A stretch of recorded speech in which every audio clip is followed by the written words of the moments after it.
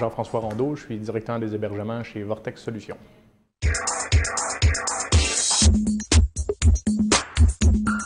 Donc, mon cheminement chez Vortex Solutions et mon cheminement global en tant que directeur des hébergements, j'ai commencé à ce moment-là comme programmeur analyste. J'ai une formation technique en programmation web directement et en programmation comme technicien informatique. Maintenant, quand j'ai commencé comme programmeur analyste directement chez Vortex, c'était au niveau vraiment de l'intégration de sites web, la programmation de sites web. Par la suite, à ce moment-là, j'ai commencé un petit peu plus à gérer tout ce qui était nom de domaine, un petit peu de support en même temps, comme l'entreprise à cette période-là était plus petite, donc les employés faisaient un petit peu de tout. Maintenant, au fur et à mesure que Vortex a grandi, les besoins à ce moment-là ont changé au niveau de l'hébergement, au niveau des noms de domaine, au niveau des courriels et des choses de ce genre-là. Donc, j'ai un petit peu migré mon poste vers justement la gestion un petit peu plus de serveurs, de noms de domaine, courriels, compagnie, pour pouvoir répondre vraiment aux besoins du client, les demandes qui étaient grandissantes de plus en plus, veut pas. On est rendu maintenant au-dessus d'une cinquantaine d'employés. Donc, les besoins de Vortex ont changé beaucoup, beaucoup.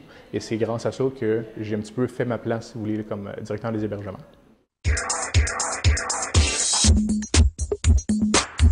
Le technicien web, à ce moment-là, va y aller beaucoup plus avec support niveau 1. Donc, à ce moment-là, les prises d'appel des clients pour les problèmes au niveau des courriels ou que ce soit au niveau du site web pour répondre vraiment aux besoins primaires du client quand il va avoir des problèmes à ce moment-là ou quand il va avoir des modifications, des choses de ce genre-là. Quand on tombe un petit peu plus au poste de direction, ça va être beaucoup plus la gestion des serveurs, la gestion évidemment de l'équipe de techniciens directement pour vraiment répondre aux besoins du client le plus possible et à ce moment-là, faciliter le transfert entre les techniciens et les serveurs proprement dit. Donc, s'assurer que tout le monde a leurs accès, que s'assurer que tout est fluide, si vous voulez, dans les demandes qui se fait directement.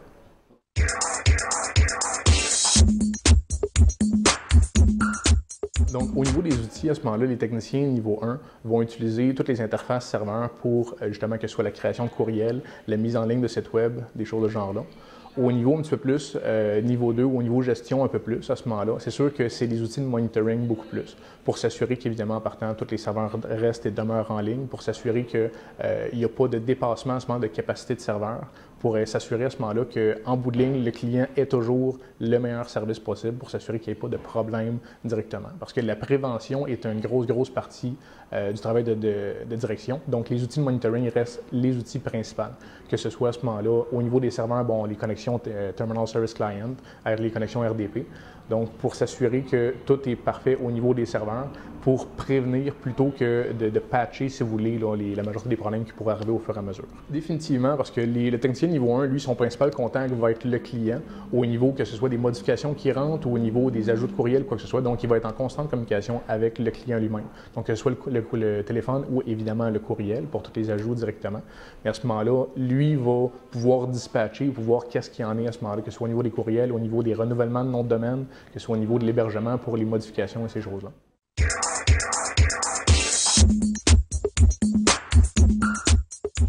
Les principaux défis, c'est la constante évolution du marché à ce moment-là, que ce soit juste au niveau des ordinateurs eux-mêmes, les serveurs, c'est sur le même principe à ce moment-là. Donc, il y a toujours une constante évolution qui se fait au niveau technologique.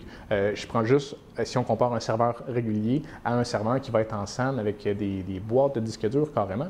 Donc, c'est sûr qu'il y a énormément de stock qui sort à tous les jours par rapport à ça, au niveau des nouvelles technologies, des nouvelles possibilités. Donc, c'est une constante mise à jour et c'est une constante minutie par rapport à ça, autant parce que la marge d'erreur est très mince, que quand il y a une nouvelle technologie qui sort ou quoi que ce soit, tu veux pouvoir en profiter pour pouvoir faire profiter tes clients directement.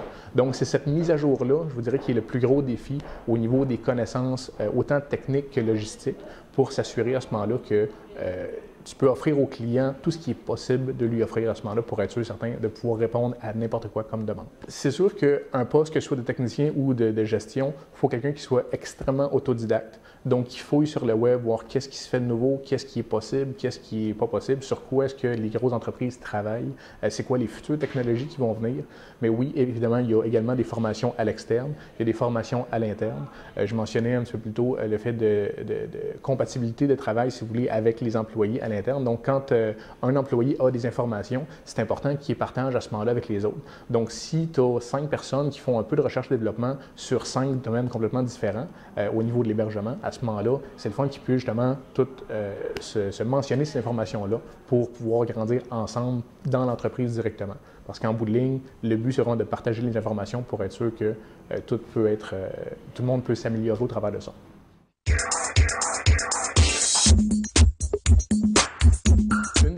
grande passion là-dessus, c'est justement ces défis-là, au niveau de la minutie, au niveau du fait qu'il y a très, très peu de marge d'erreur possible.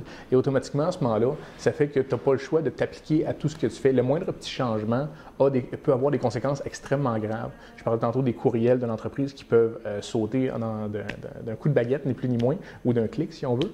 Donc, automatiquement, c'est ce genre de minutie-là et c'est cette recherche-là qui est constante à ce moment-là. On s'entend que dans le domaine du web, il y a énormément de choses qui sortent à tous les jours. Donc, c'est toujours de se maintenir à jour, de voir qu'est-ce qui se fait de nouveau, qu'est-ce que telle compagnie a fait de mieux que telle autre, quoi que ce soit. Il y a tel nouveau type de serveur. Donc, c'est cette constante évolution-là qui est extrêmement intéressante. Puis quelqu'un qui aime justement apprendre, qui aime se développer et qui aime à ce moment-là voir les nouvelles technologies, c'est sûr certain que il doit être comme un poisson dans l'eau, ni plus ni moins.